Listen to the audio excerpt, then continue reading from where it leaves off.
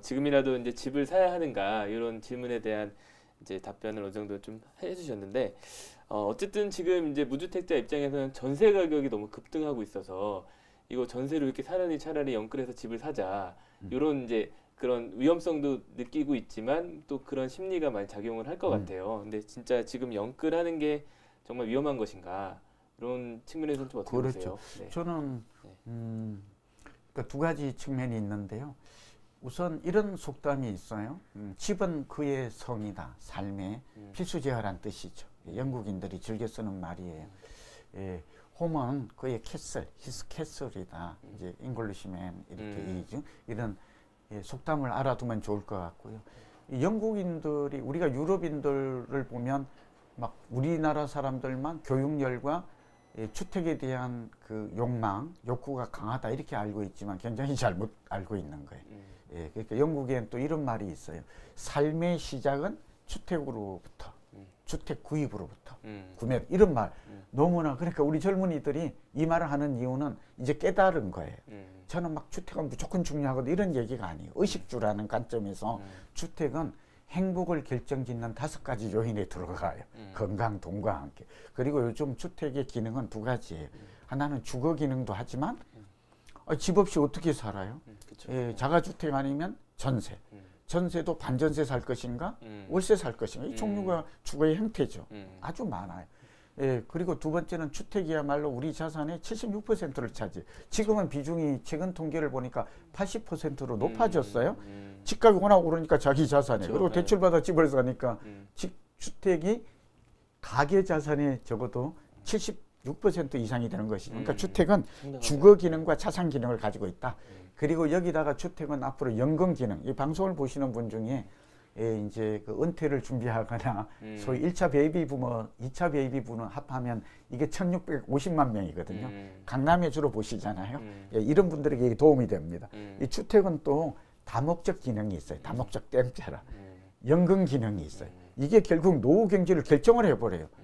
3억짜리 주택에 살면 70세면 약 100만 원 받지만 6억짜리 같으면 200을 받아요. 노후에 100만 원이 그렇죠.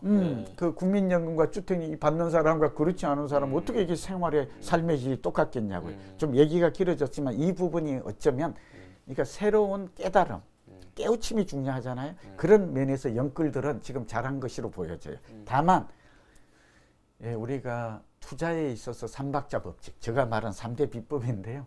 시기적으로는 몹시 아쉬워요. 아까 말했죠. 2013년부터 집값이 오를 때 그냥 관심을 갖지 않고 있었잖아요.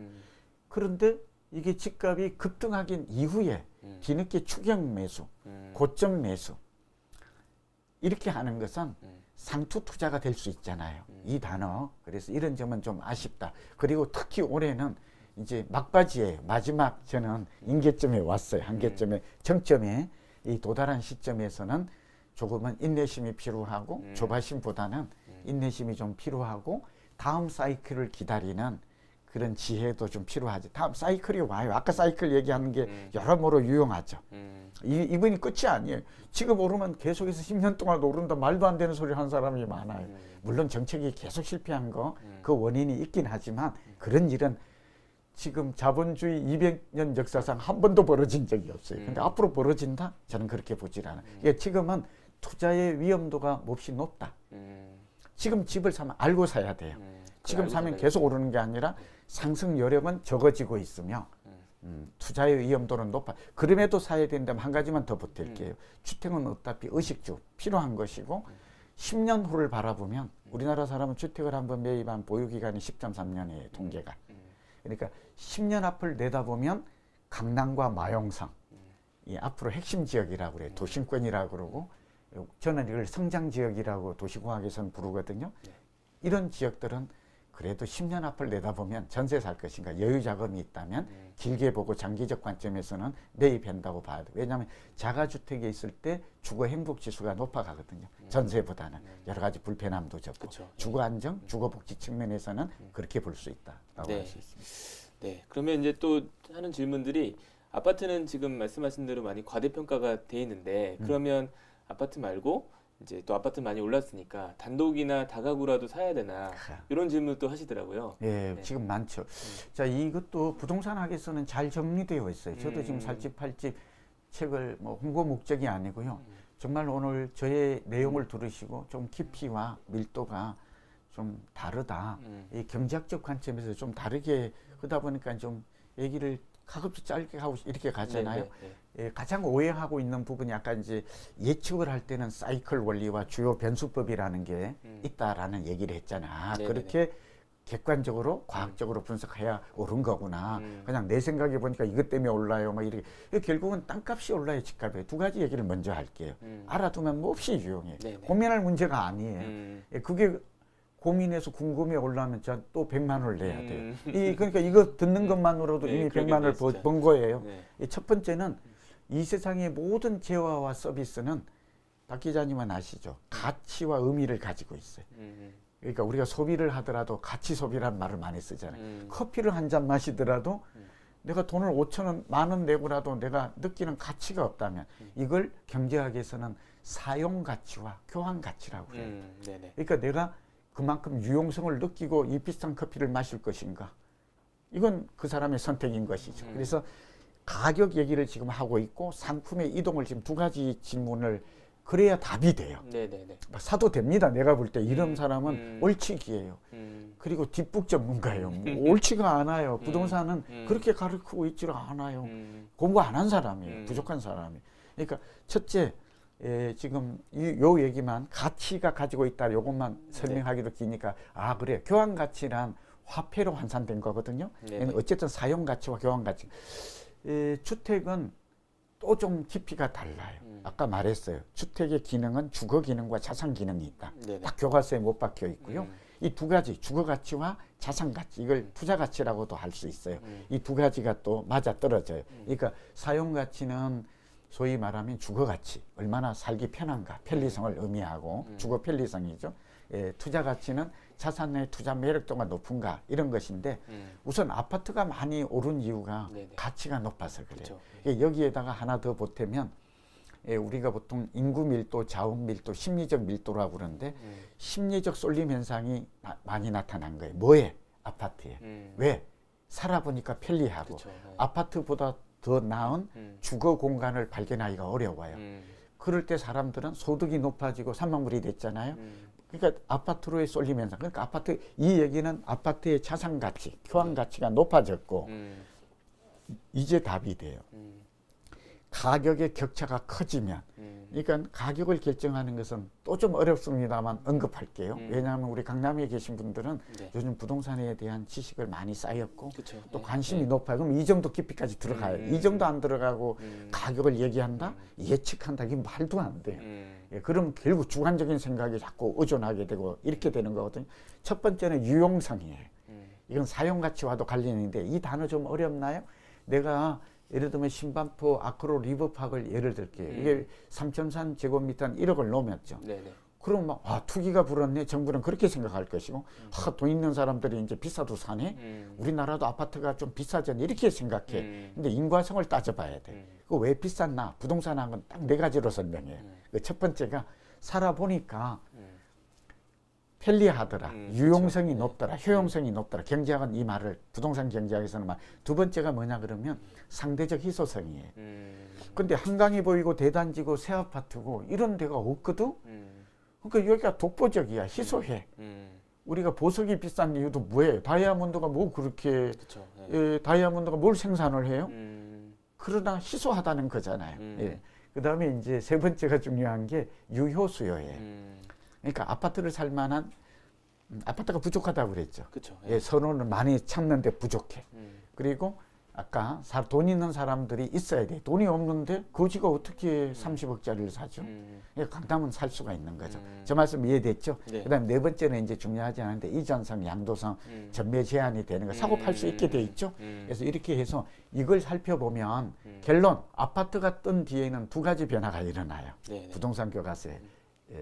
첫째는 비아파트로 이동해요. 이거는 가격의 갭 때문에 그래요. 소위 말하면 이걸 내재 가치와 시장가치, 시장 가격의 이론을 빌려서 설명 또 안 할 수가 없어요. 좀 어렵죠. 그래서 제가 안 그러면 저도 딱 보니까 이게 차이가 나요. 둘 다 집이잖아요.